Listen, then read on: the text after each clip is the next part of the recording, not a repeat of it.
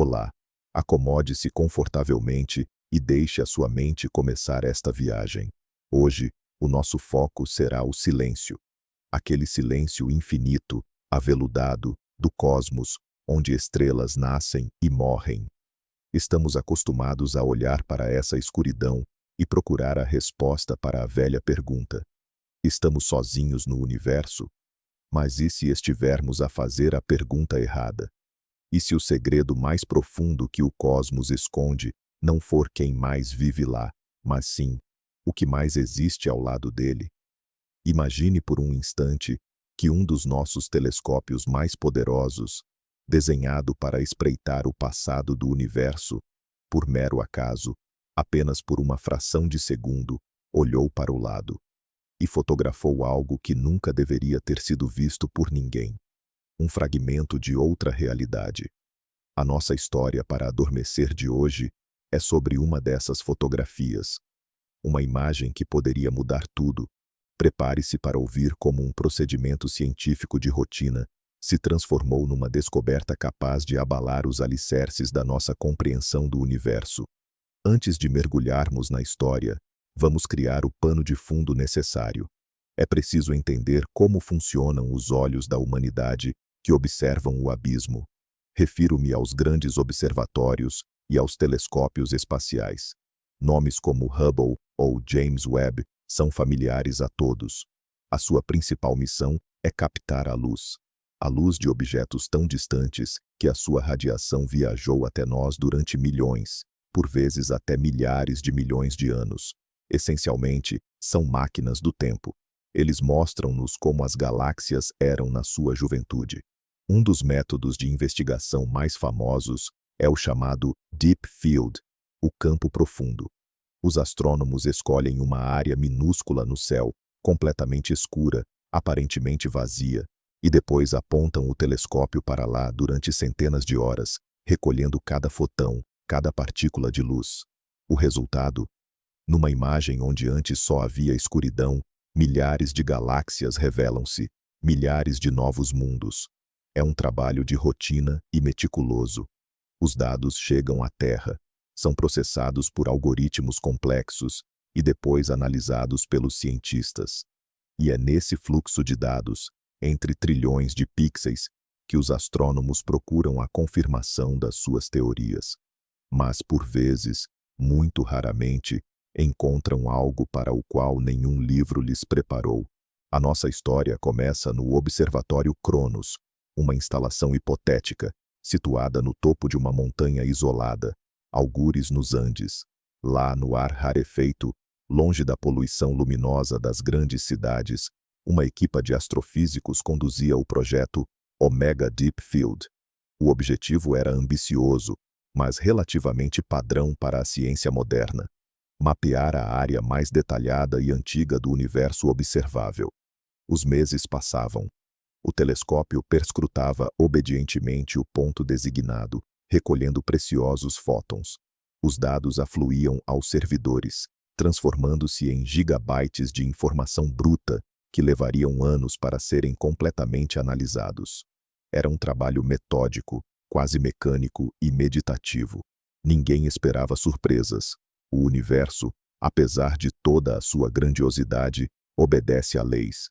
Leis essas que os cientistas do Cronos conheciam na ponta da língua. Iletesen, numa daquelas noites perfeitamente comuns, sob um céu cristalino que pairava sobre a montanha, o Dr. Aris Thorne estava de serviço. Jovem, mas um especialista incrivelmente talentoso em processamento de dados astronômicos. A sua tarefa era monitorizar a calibração dos equipamentos e fazer o processamento inicial das imagens recebidas. Para ele, era a centésima, talvez a duzentésima, noite como aquela. A cintilação monótona dos ecrãs, o zumbido suave dos sistemas de refrigeração e as linhas intermináveis de código a passarem diante dos seus olhos. Bebia café frio e examinava preguiçosamente o mais recente conjunto de dados, recolhido nas últimas horas de observação. Foi então que, no canto de uma das milhares de imagens, o seu olhar se fixou em algo estranho. Era quase imperceptível. Apenas alguns pixels que se comportavam de forma errada. Não pareciam uma estrela, nem uma galáxia distante. Não se pareciam com nada que constasse no catálogo de objetos celestes conhecidos. Era uma anomalia. O que é exatamente uma anomalia numa imagem astronômica? Para o leigo, pode soar como algo místico, mas para um cientista, é apenas rotina.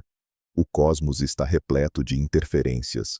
Um satélite em trânsito pode deixar uma faixa luminosa. Uma partícula de alta energia, o chamado raio cósmico, ao impactar o sensor do telescópio, pode gerar um ponto intenso ou um padrão peculiar. O próprio hardware pode falhar, resultando nos chamados pixels queimados.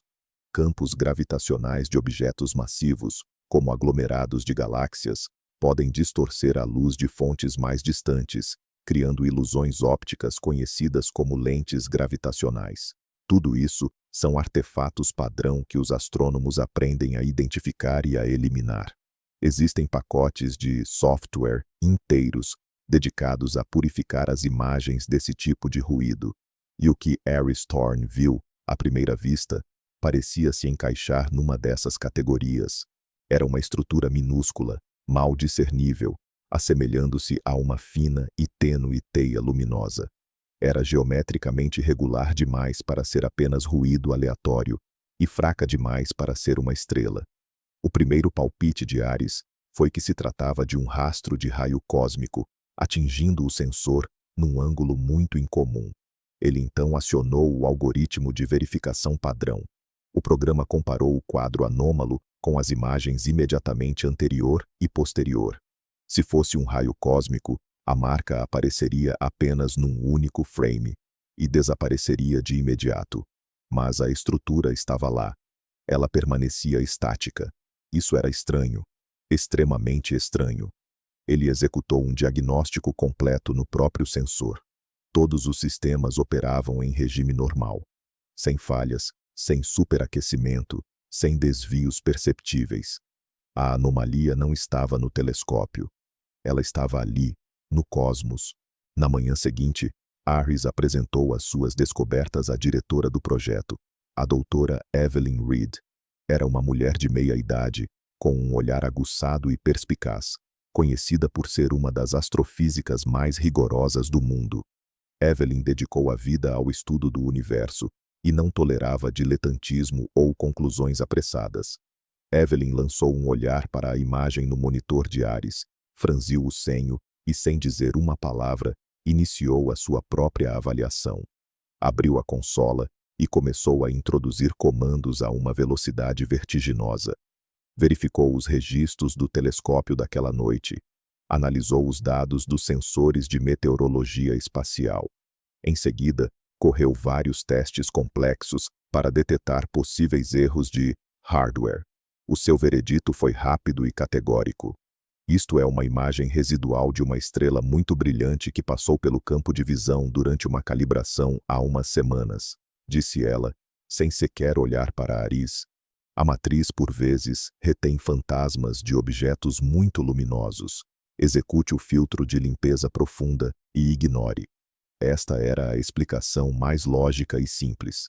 O fenômeno das imagens fantasma era bem conhecido, contudo, Aris já tinha descartado essa hipótese.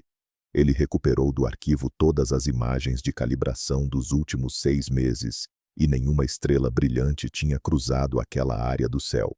Tentou contestar, mas a doutora Reed já se tinha virado para a sua secretária, dando a entender que a conversa estava encerrada. Para ela, o assunto estava resolvido. A ciência não aceita sensações construídas sobre dados frágeis.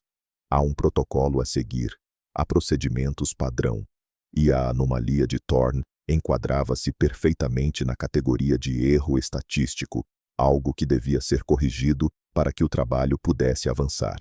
Mas Aris não conseguia aceitar. Algo naquela estrutura fina e luminosa continuava a incomodá-lo. Era demasiado elegante. Parecia haver nela uma lógica inerente, impossível para uma interferência meramente aleatória. Os dias avançavam, mas Aris Thorne Não conseguia tirar aquela imagem estranha da cabeça. Oficialmente, ele se dedicava às suas tarefas habituais, mas em cada minuto livre, em cada noite, ele voltava à sua anomalia. Ele se sentia obcecado. Sabia que estava colocando a sua reputação em jogo. Se descobrissem que ele havia gasto semanas perseguindo um artefato comum que ignorou por inexperiência, sua carreira na ciência séria estaria simplesmente acabada. Mas a intuição, aquele sexto sentido que separa um bom cientista de um gênio, lhe dizia que ele estava à beira de algo importante. Ele decidiu abordar o problema por um ângulo diferente. Se não era uma interferência e nem um objeto dentro da nossa galáxia, talvez fosse algo além dela. Começou a analisar a luz emanada pela estrutura misteriosa.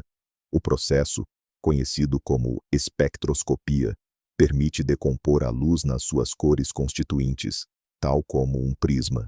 Através desse espectro, é possível determinar a composição química do objeto, sua temperatura, velocidade e a distância. Essa é a base da astrofísica. Quando Ares recebeu os primeiros resultados da análise espectral, ele mal podia acreditar no que via. Os dados eram desprovidos de sentido. O espectro não correspondia a nenhum tipo conhecido de estrela, nebulosa ou galáxia. Mais do que isso, continha linhas de absorção e emissão que simplesmente não poderiam existir de acordo com as leis conhecidas da física atômica.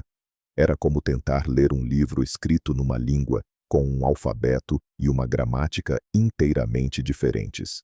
Ele verificou e reverificou os cálculos, procurando um erro nos seus programas. Mas o erro não estava lá. A luz daquele objeto comportava-se como se tivesse vindo de um lugar onde vigoram outras constantes fundamentais, outras leis da natureza. Uma das ferramentas cruciais para medir distâncias no universo é o fenômeno conhecido como desvio para o vermelho. Devido à expansão do universo, quanto mais longe estiver uma galáxia de nós, mais depressa ela se afasta. E a luz emitida por ela, enquanto viaja até nós, é esticada, deslocando-se para a extremidade vermelha e de maior comprimento de onda do espectro. Ao medir este desvio, conseguimos calcular a distância. É a mesma lógica da sirene de uma ambulância. Quando se aproxima, o som é mais agudo. Quando se afasta, torna-se mais grave. Com a luz, o princípio é idêntico. Ares tentou calcular o desvio para o vermelho para a sua anomalia, e mais uma vez, deparou-se com o impossível. O programa devolvia ora um valor positivo, ora negativo, ou então simplesmente zero. A luz do objeto parecia estar, simultaneamente, a afastar-se, a aproximar-se e parada. Era um disparate físico total. Este foi o momento em que a leve preocupação de Ares se transformou num terror frio e genuíno. Sentado sozinho, no meio da noite, no silêncio daquele observatório, ele observava os números que lhe gritavam que o universo, que ele estudara toda a sua vida, talvez não estivesse organizado da forma que ele pensava. Ele decidiu arriscar. Para conseguir uma imagem mais nítida da estrutura, ele precisava de combinar dados de várias noites de observação. Este processo chama-se stacking, ou empilhamento, e requer um poder de computação imenso. Ares usou secretamente os recursos do servidor principal do observatório, disfarçando o processo de cálculo como uma calibração padrão. Ele esperou várias horas enquanto o computador empilhava centenas de imagens, uma sobre a outra, filtrando o ruído e amplificando o sinal útil. E quando a imagem final apareceu no ecrã, ele prendeu a respiração. A teia luminosa tornou-se mais definida, e agora era evidente que aquilo não era uma estrutura caótica. Era composta por nós e pelos filamentos que os ligavam. Parecia uma rede neural, ou o mapa de uma cidade, a brilhar na escuridão. Uma cidade do tamanho de uma galáxia. Com as mãos trêmulas, Ares imprimiu a imagem e correu para o gabinete da doutora Reed. Não disse uma palavra, apenas deslizou a folha para cima da mesa. Evelyn tirou os olhos dos seus papéis, lançou um olhar fugaz à fotografia, e depois um segundo, mais demorado. O seu rosto, geralmente impenetrável, alterou-se. Lentamente, ela pegou na folha e levou-a para mais perto da luz. Durante alguns minutos, ela observou em silêncio a estrutura complexa e luminosa, antes de finalmente olhar para Aris. O olhar condescendente tinha desaparecido. O que havia ali era choque e, talvez, medo. "O que é isto?" perguntou ela num murmúrio. Aris despejou toda a informação, o espectro incompreensível, o desvio para o vermelho impossível, os resultados do stacking. Ele falava depressa, de forma confusa, temendo que ela, mais uma vez, não acreditasse nele. Mas Evelyn escutava com atenção, sem o interromper. Quando ele terminou, ela permaneceu em silêncio por um longo tempo, fitando a imagem. "Compreendes o que isto significa se estiveres certo?" perguntou ela finalmente. Aris anuiu. Ele compreendia. Se não era um objeto na nossa própria galáxia, havia apenas uma conclusão. Era um objeto de outro lugar. Uma janela. Uma perfuração no tecido da realidade, através da qual tinham vislumbrado algo para lá do seu mundo. Era uma hipótese tão monstruosa e inacreditável que parecia loucura proferi-la em voz alta. Mas eles simplesmente não tinham outra explicação que se encaixasse em todos os dados recolhidos. Toda a física conhecida ditava que um objeto assim não poderia existir. Consequentemente, ele existia onde a física era diferente. Nesse dia, o projeto Omega Deep Field foi extraoficialmente suspenso. Toda a potência do observatório Cronos foi secretamente redirecionada para o estudo de uma única e minúscula porção do céu. As semanas seguintes se transformaram num intenso período de reflexão e investigação. Aris e Evelyn operavam sob o mais rigoroso sigilo, compartilhando o segredo apenas com os colegas de maior confiança. Eles se tornaram uma espécie de caçadores de fantasmas, tentando provar a existência de algo em que eles próprios ainda tinham dificuldade em acreditar. Eles testaram o equipamento repetidamente, convocaram engenheiros para realizar uma checagem completa do telescópio, inventando pretextos plausíveis para justificar a manutenção. Mas a aparelhagem estava em perfeitas condições. Apontaram outro telescópio, menos potente, localizado em outra parte do globo, para o mesmo setor do céu. E ele também captou a anomalia fraca, quase imperceptível. Essa era a confirmação crucial. O objeto era real. Não era fruto de um erro isolado do instrumento original. Agora, era preciso compreender a sua natureza. De onde isso poderia ter vindo? A hipótese de um outro universo soava puramente como ficção científica. A ciência exige formulações mais rigorosas. Foi então que um dos físicos teóricos que eles haviam recrutado, um professor idoso chamado Dr. Liam Fine, proferiu a palavra que mudou tudo: Brana. Na teoria das cordas, uma das áreas mais avançadas e complexas da física moderna, nosso mundo tridimensional é apenas uma das muitas branas, ou membranas, flutuando no espaço-tempo multidimensional, conhecido como hiperespaço. Imagine uma pilha de folhas de papel. Cada folha é um universo separado com suas próprias leis. Elas podem estar infinitamente próximas umas das outras nesta dimensão superior, mas nós, seres de percepção tridimensional, não conseguimos vê-las ou interagir com elas. Estamos presos à nossa folha de papel. No entanto, a teoria previa que, sob certas condições, como a colisão entre branas ou graves perturbações gravitacionais, poderia ocorrer um vazamento. A gravidade, ou até mesmo a luz de um universo brana, poderia manifestar-se brevemente no outro. A hipótese do Dr. Fine era simultaneamente elegante e aterrorizante. Ela explicava todas as anomalias que Aris e Evelyn tinham encontrado. Um espectro sem sentido? Claro, a luz vinha de um universo regido por constantes físicas diferentes, onde os átomos emitiam em outras frequências. Um desvio para o vermelho impossível.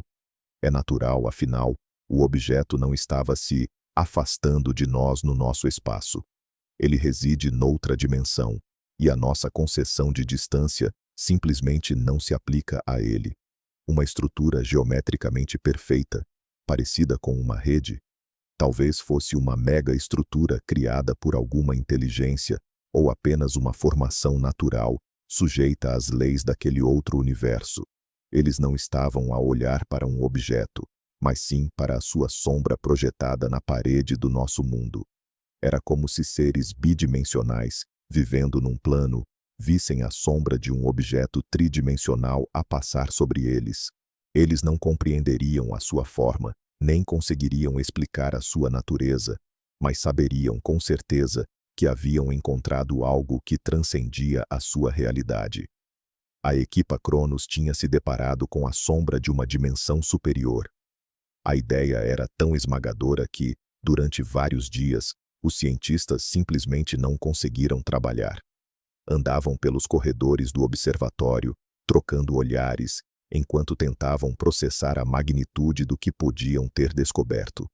Todo o conhecimento humano, toda a história, religião e filosofia tinham sido construídos sobre o axioma de que o nosso universo era tudo o que existia.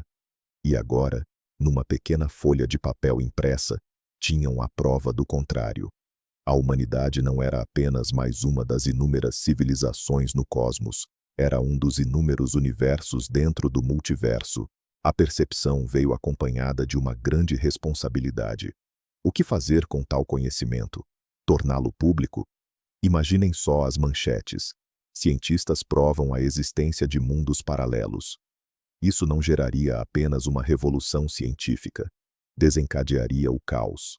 Os pilares religiosos, filosóficos e sociais que sustentavam a sociedade poderiam ruir de um dia para o outro. O que significa a vida humana se houver um número infinito de outros universos, com um número infinito de outras pessoas? O que valem as nossas leis e a nossa moral, se, logo ali, noutra dimensão, vigoram regras completamente distintas? Evelyn Reed, na posição de líder, tomou uma decisão difícil e pesada. A informação tinha que ser contida, mantida estritamente dentro daquele pequeno grupo, pelo menos por enquanto. Precisavam de mais dados, de evidências irrefutáveis, antes de sequer cogitar partilhar a descoberta com o resto do planeta. Os trabalhos prosseguiram sob um regime de sigilo ainda mais rigoroso. O projeto foi classificado internamente com o codinome Fantasma. Todos os dias, apontavam o telescópio para a anomalia, na tentativa de registrar a menor alteração. E as alterações existiam. A estrutura não era totalmente estática. Ela tremeluzia de forma quase imperceptível, pulsava, parecendo respirar. Por vezes, certas secções ficavam mais brilhantes, enquanto outras, em contraste, enfraqueciam. Os cientistas levantaram a hipótese de que a janela entre os mundos era instável. Captavam apenas vislumbres aleatórios, breves instantes em que o véu entre as realidades se tornava mais tênue. Tentaram encontrar um padrão naquelas pulsações, correlacioná-las a eventos conhecidos do nosso próprio universo, explosões de raios gama, ondas gravitacionais, mas correlação alguma foi encontrada. A vida do fantasma seguia os seus próprios ritmos, totalmente incompreensíveis para a equipa. O sentimento era, ao mesmo tempo, de profunda frustração e fascínio absoluto. Harris Thorne estava obcecado pela ideia de que a luz do fantasma não continha apenas uma imagem, mas sim informação pura. Se aquilo era obra de uma civilização avançada, não seria lógico supor que estivessem transmitindo algum tipo de dado? Ele começou a aplicar métodos de criptoanálise às pulsações de luz, na esperança de encontrar padrões não aleatórios, algum tipo de código. Usou os algoritmos de reconhecimento de padrões mais sofisticados, analisando as menores flutuações de brilho e cor. A maior parte de suas tentativas foi inútil. O cintilar caótico permanecia caótico. Mas, após meses de trabalho ininterrupto, um dos seus programas finalmente deu um sinal. A análise encontrou um padrão fractal complexo e repetitivo no sinal. Fractais são estruturas matemáticas que se replicam em diferentes escalas. Encontramo-los na natureza, em flocos de neve, na forma de litorais, ou até mesmo no sistema circulatório. Contudo, o fractal que Aris detectou era complexo demais. Ele carregava uma quantidade impressionante de informação. Não parecia um fenômeno natural, mas sim o produto de um intelecto. Era como se alguém do outro lado tivesse usado um código fractal para transmitir uma mensagem. Foi um avanço enorme. Eles não tinham apenas a imagem de outro mundo, tinham um potencial contato. Mas qual era essa mensagem? Decifrá-la era impossível. Para isso, seria necessário conhecer a matemática e a física do universo em que aquele código havia sido criado. Era uma fechadura para a qual jamais teriam a chave. No entanto, o simples facto da sua existência mudava tudo. Significava que o fantasma não era uma mera anomalia cósmica, era um artefato, ou, pelo menos, carregava vestígios inegáveis de atividade inteligente. Para lá daquela fronteira, alguém, ou algo, existia, e esse algo era capaz de manipular o tecido da realidade a um nível que a humanidade mal podia conceber. A descoberta daquele padrão de informação foi um ponto de inflexão. Agora, eles tinham em mãos algo muito maior do que uma simples anomalia. Era a prova da existência não apenas de uma física diferente, mas, potencialmente, de uma outra forma de inteligência. Evelyn Reed percebeu que não podiam mais manter aquilo em segredo dentro de seu pequeno grupo. Os riscos eram grandes demais. E se outro observatório encontrasse o mesmo objeto e publicasse os dados antes, sem compreender o seu verdadeiro significado? Precisavam agir, mas com extrema cautela. Ela usou canais criptografados para contatar a liderança do consórcio científico internacional, ao qual o Observatório Cronos pertencia. Ela não revelou todos os detalhes, apenas sugeriu a descoberta de um fenômeno inexplicável pela física padrão e solicitou uma reunião de emergência no mais alto nível.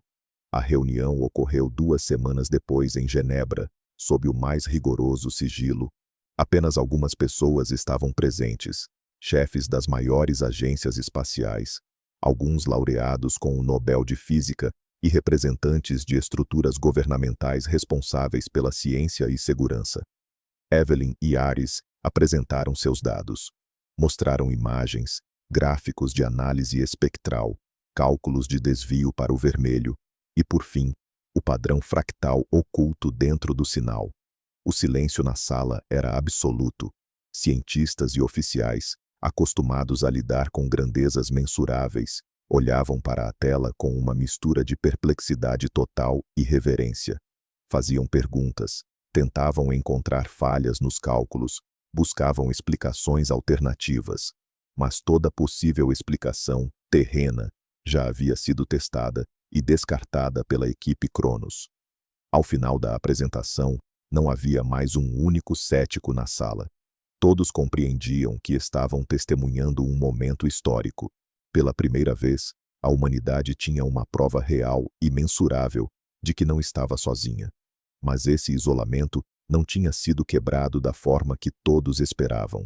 Não através da chegada de uma nave alienígena, mas por uma luz silenciosa e quase imperceptível, vinda de outra dimensão. A decisão, tomada naquela reunião, foi unânime. As informações deveriam ser mantidas em segredo.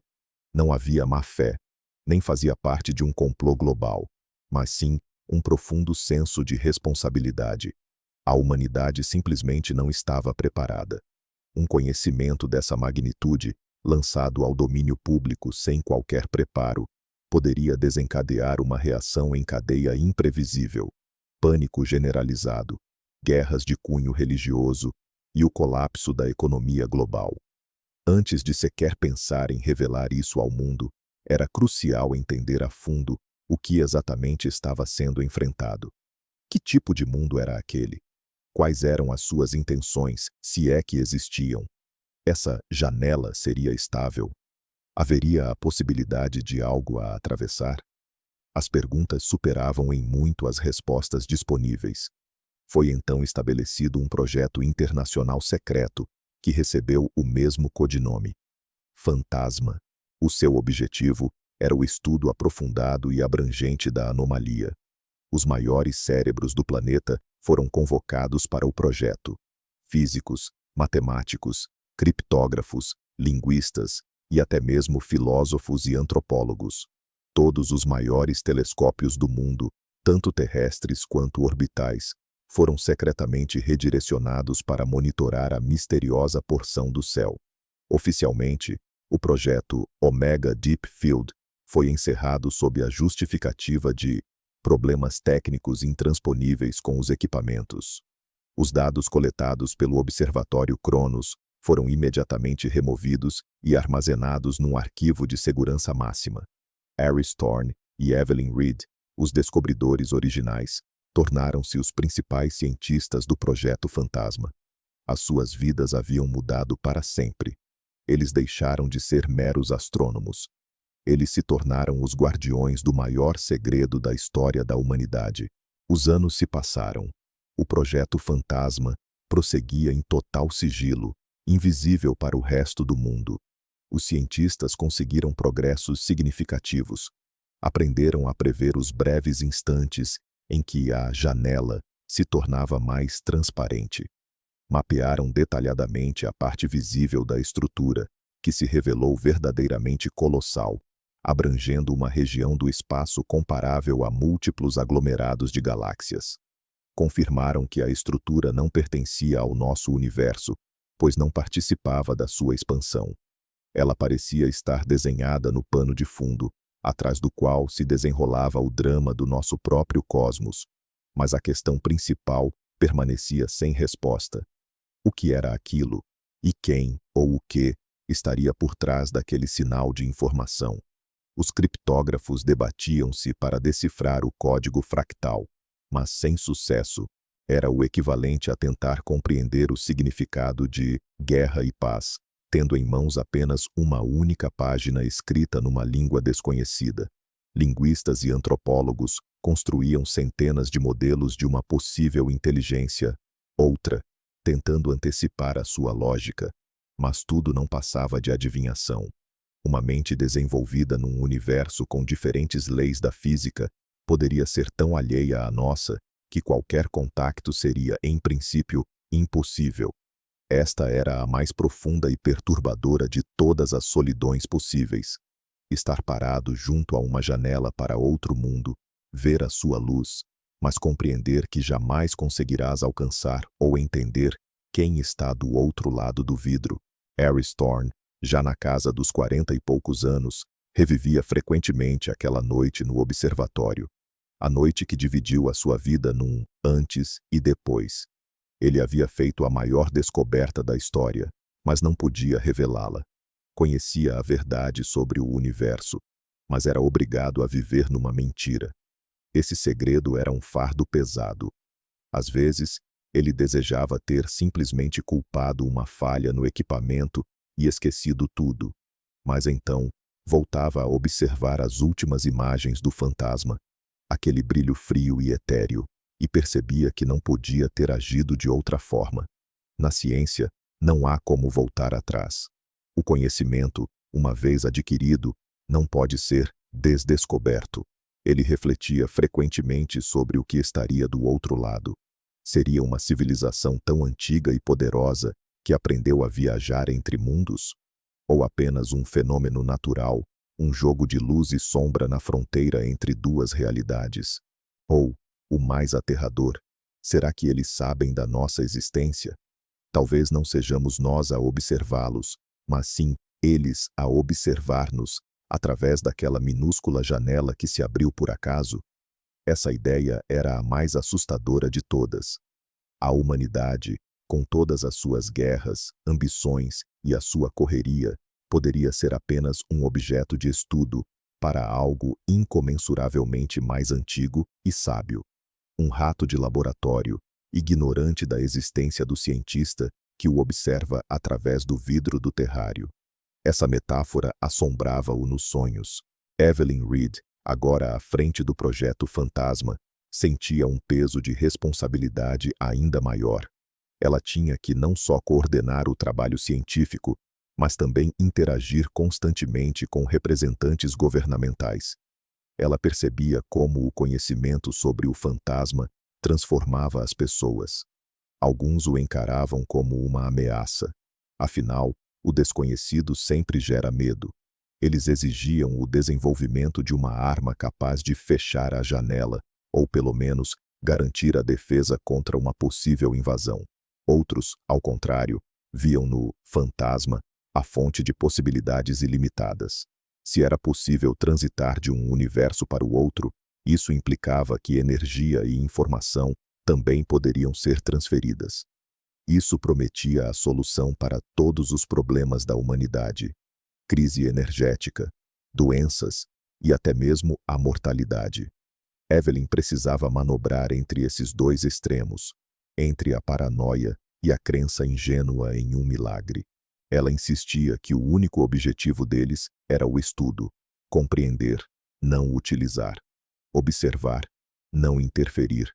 Qualquer ação impensada, qualquer tentativa de bater na janela, poderia levar a consequências catastróficas e imprevisíveis.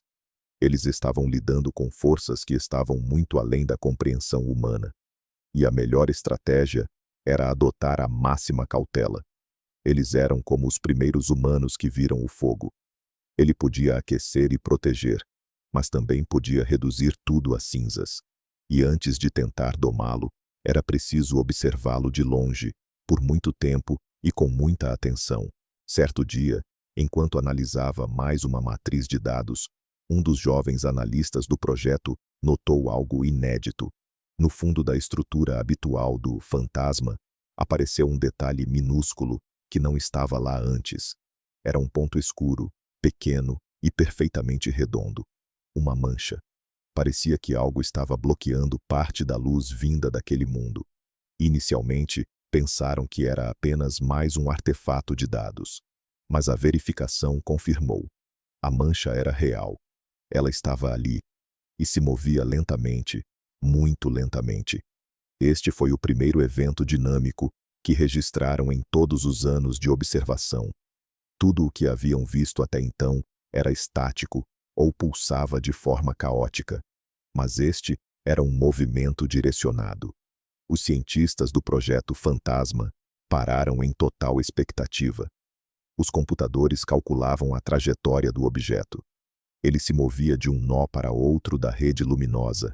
Seu tamanho, por estimativas preliminares, era comparável ao do nosso sistema solar. O que seria? Uma nave? Um planeta? Algum tipo de ser vivo deslocando-se em seu habitat? Não havia respostas. Havia apenas puro e primitivo espanto. Eles estavam observando a vida de outro mundo. Eram testemunhas de um evento que ocorria em uma realidade diferente.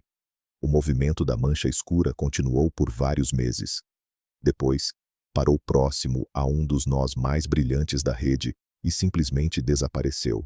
Dissolveu-se, como se nunca tivesse existido. O que isso significava, ninguém saberia dizer. Mas o evento reforçou a crença dos cientistas. O fantasma não era apenas um belo padrão no céu. Era um lugar vivo, que respirava e se transformava. A história da mancha escura tornou-se mais um capítulo ultra-secreto nos arquivos do projeto Fantasma. Para o público em geral, o universo permanecia inalterado. As pessoas seguiam com suas vidas, sem a menor ideia de que as bases da sua realidade já haviam rachado. Cientistas, alheios ao projeto, continuavam a desenvolver teorias sobre matéria escura e energia escura, tentando explicar as anomalias no movimento das galáxias. Mal sabiam eles que, talvez, parte dessas anomalias fosse causada por um eco gravitacional proveniente de um universo Brana vizinho. Filósofos continuavam a debater o sentido da existência, sem suspeitar que a própria noção de vida poderia ser muito mais vasta e diversificada do que jamais poderiam imaginar. Enquanto isso, em algum lugar no alto das montanhas, no silêncio de um observatório, E em dezenas de outros centros secretos espalhados pelo mundo, um pequeno grupo de pessoas seguia olhando para a janela. Eles eram os primeiros emissários da humanidade no multiverso, observadores silenciosos no limiar da infinitude. O trabalho deles era o mais vital e o mais solitário do mundo. Eles guardavam um conhecimento que, talvez, um dia, salvasse a humanidade. Ou a destruísse. Eles não sabiam. Apenas observavam. E esperavam. Esperavam que o fantasma lhes desse um novo sinal. Que mais um raio de luz vazasse pela cortina da realidade, trazendo consigo o segredo de um outro mundo. A questão da singularidade foi, talvez, o dilema filosófico mais espinhoso que os participantes do projeto tiveram de encarar. Se o multiverso existe, então, logicamente, existe um número infinito de cópias de cada um de nós. Em alguma outra realidade, você tomou uma decisão diferente e sua vida seguiu um rumo completamente distinto. Numa delas, você é um herói, noutra, um vilão, e noutras ainda, você sequer chegou a nascer. Esta ideia, conhecida como a interpretação de muitos mundos da mecânica quântica, minava os próprios alicerces da identidade e do livre-arbítrio. Se todas as possibilidades se concretizam em mundos paralelos, qual é, afinal, o valor da escolha que fazemos no aqui e agora? Harris Thorne passou muito tempo ponderando sobre isso e, no final, chegou à sua própria conclusão. Mesmo que existam infinitas cópias dele, a única vida que realmente lhe pertence é esta. A única realidade que ele pode moldar é a sua. Saber sobre outros mundos não desvaloriza o nosso, pelo contrário, torna-o ainda mais precioso, porque é o nosso, e a responsabilidade por ele recai apenas sobre nós. Este pensamento ajudou-o a suportar o peso do segredo. Ele não era apenas o guardião de uma verdade, mas sim o protetor do seu mundo. O protetor contra um conhecimento para o qual o seu mundo ainda não estava pronto. Talvez fosse essa a sua missão principal. Não a de abrir a porta para outra realidade, mas sim a de garantir que ela permanecesse selada, até que a humanidade estivesse pronta para espreitar para dentro, sem enlouquecer com o que visse. Mas, e a fotografia em si? Aquele primeiro registro, capturado no Observatório Cronos, o ponto de partida de tudo. Ela era mantida num arquivo criogênico especial, totalmente blindada contra qualquer interferência exterior. Tornou-se uma espécie de artefato sagrado, uma relíquia de uma nova e secreta religião, cujos fiéis eram os cientistas do Projeto Fantasma. Às vezes, Evelyn Reed, em momentos de profunda dúvida ou exaustão, descia ao arquivo apenas para contemplá-la. Naquela imagem granulada, a preto e branco, quase desprovida de detalhes, estava impressa toda a força e o mistério da criação. Uma única fotografia que continha em si tanto o maior triunfo da mente humana, quanto a sua completa e esmagadora derrota perante a face da infinidade. Ela a lembrava de quão frágil é o nosso mundo, de quão tênue é a linha entre o saber e a loucura, entre a ordem e o caos. E de que o enigma supremo do universo não reside naquilo que está lá fora, em galáxias distantes ou em outras dimensões. O maior mistério somos nós próprios. A nossa capacidade de nos maravilharmos, de procurar, de questionar e de não temer as respostas, por mais inacreditáveis que se revelem.